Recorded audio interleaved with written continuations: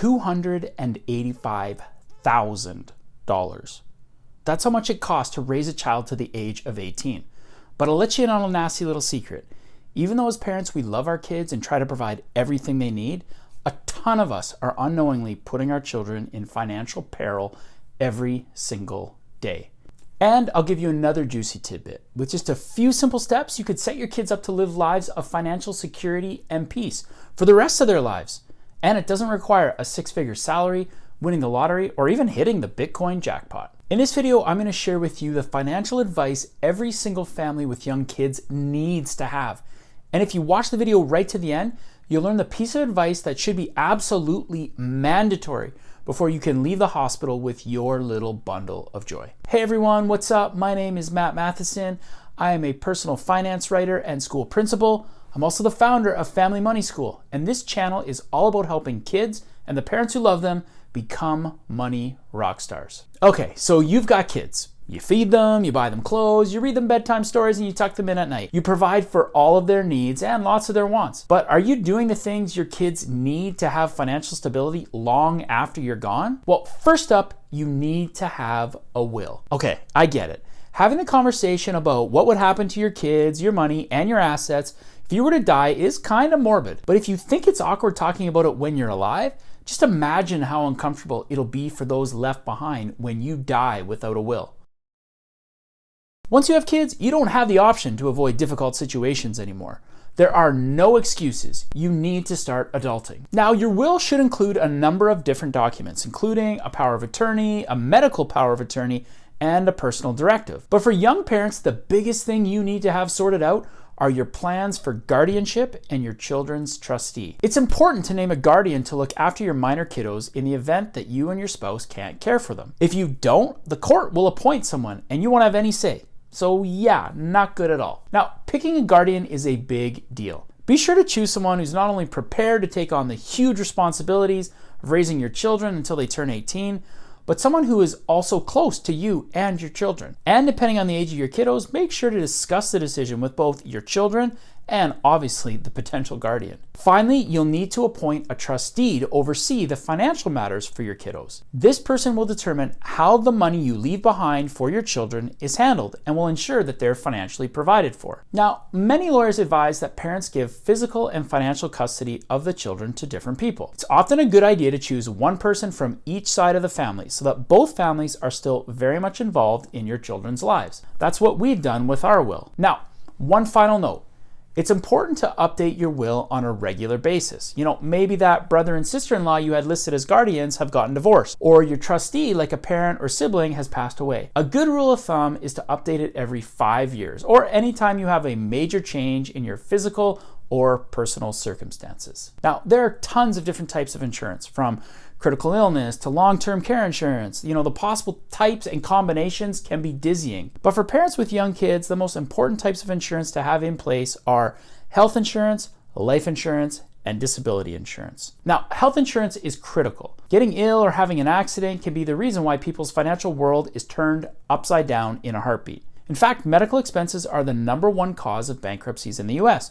So be sure to have solid health insurance in place for you and your family. And if you're Canadian and fortunate enough to have government-provided medical coverage, be sure when you travel you have the proper insurance to cover any health-related issues. I've heard horror stories of people traveling uninsured and then being slammed with insane medical bills for treatment they got in the US or overseas. Next, you need to have disability insurance. You're far more likely to be disabled and not be able to work than you are to die. Now, because of this, you want to be sure you have adequate disability insurance. Depending on where you work, you may have some coverage through your employer, but it's super important you ensure that you have enough to cover a portion of your lost wages if you can't work. So for most people, experts recommend enough coverage to replace about 60 to 70% of your gross pay, which will pretty much equal the amount of your take-home pay before you became disabled. The final piece of the insurance puzzle you need to have in place is life insurance. When it comes to life insurance, the key is to keep it simple. You don't need whole life, universal life, or any other types of investments masquerading as insurance. No, you need only one type of insurance: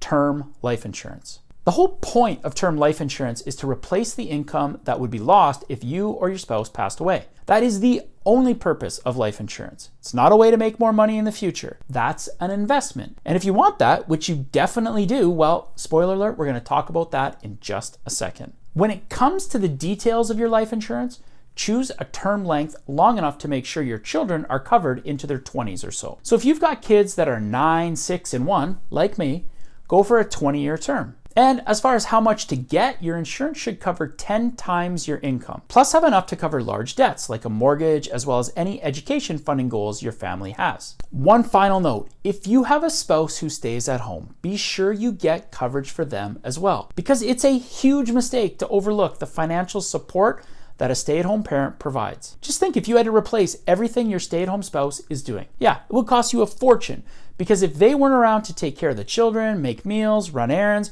or manage other household tasks, someone would have to be hired to do this, and that would get pretty expensive. So to determine how much coverage you should have for the stay-at-home spouse, the biggest factor is the number and age of your kids.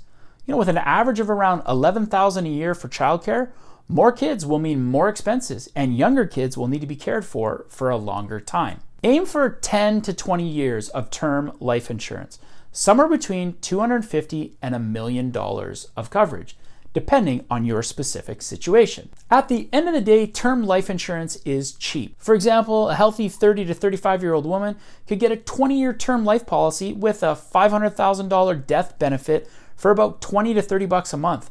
So don't cheap out to save $5 to $10 every month. Now, this next one is going to seem a bit selfish, but stick with me. It'll make sense in just a second. You need to prioritize your own financial goals ahead of spending on your kiddos.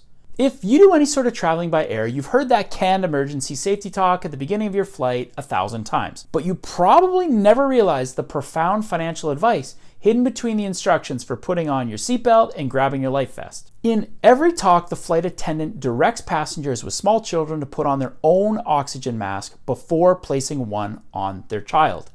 That's because you're no good to your kiddo if you're fumbling to put on their mask and you pass out. And it's the exact same with your money. If you don't have a solid financial foundation in place, you can't help your children, whether they're young now or when they're adults in the future. And one of the worst things parents can do is to drain their financial resources on their children at the expense of their own financial health. Doing this sets them up to be a financial burden on their grown children down the line. That means all parents need to have an emergency fund in place with 3 to 6 months worth of expenses, and they need to be saving 10 to 20% of their income for retirement. And to make sure this savings happens every month, be sure that you have automatic withdrawals set up to separate savings accounts. Doing so will make sure you only have to make the wise decision to save one time. And after that, the automation will do all the heavy lifting for you. This will ensure your savings is consistently growing and that you're harnessing the power of compound interest. Because if you move into your grown kid's basement, you want it to be your choice, not because you mishandled your finances when your kiddos were young. All right, next, you have to prioritize how you spend on your kids. Swimming lessons, soccer, gymnastics, science camp, they all cost money. And as every parent knows, these activities can add up quickly and get crazy expensive. As financially responsible parents, one of the lessons we need to teach our kids is that we can't say yes to everything. And when we do say yes to one thing, it means saying no to something else. My kids love activities. They are always asking if they can do hockey, dance, horseback riding lessons, basketball, piano lessons, and guitar. And if we agreed to it, they'd be up for doing all of them at the same time. But we never say yes to everything. Instead, when they ask us to sign them up for something, we always have a conversation about how signing up for one activity will mean saying no to another. In the financial world, this is known as opportunity cost.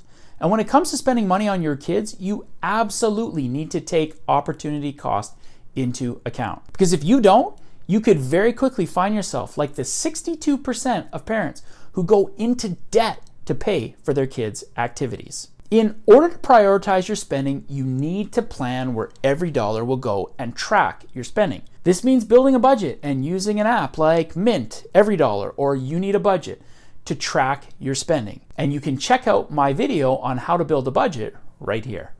When you do, make sure you first set aside money for giving and for your needs, things like heat, electricity, and water. Then put away cash for your savings. Now, finally, after you've done all that, choose which activities you'll put your kiddos in, being sure to say no to some and using the opportunity to have some great conversations about opportunity cost. Okay, next up is one I'm currently working on with my wife.